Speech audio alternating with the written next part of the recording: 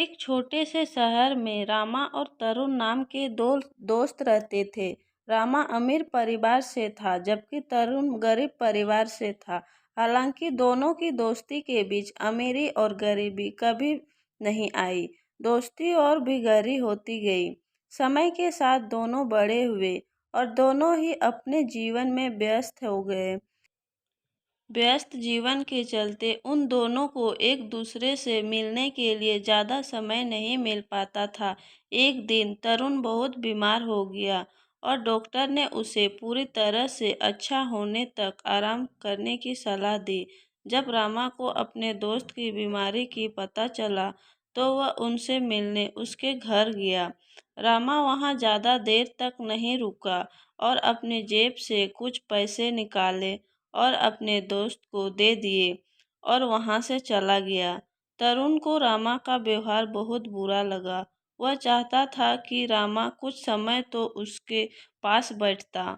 उसने सोचा जब ठीक हो जाऊंगा तो काम करके अपने दोस्त के पैसे लौटा दूंगा। समय बीता और तरुण ठीक हो गया और काम पर जाने लगा।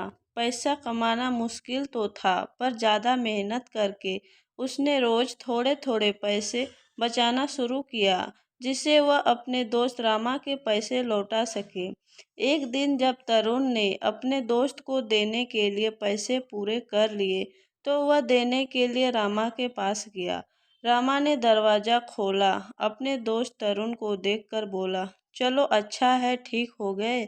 तरुण के पैसे लौटने पर रामा ने अपनी जेब में रख लिए और बाहर जाने को कहा और तरुण को दरवाजे से ही रवाना कर दिया। तरुण ने अपने दोस्त के बदले व्यवहार को देखा तो उसे बहुत बुरा लगा। कुछ समय बीते, रामा बीमार हो गया और डॉक्टर ने उसे आराम करने की सलाह दी।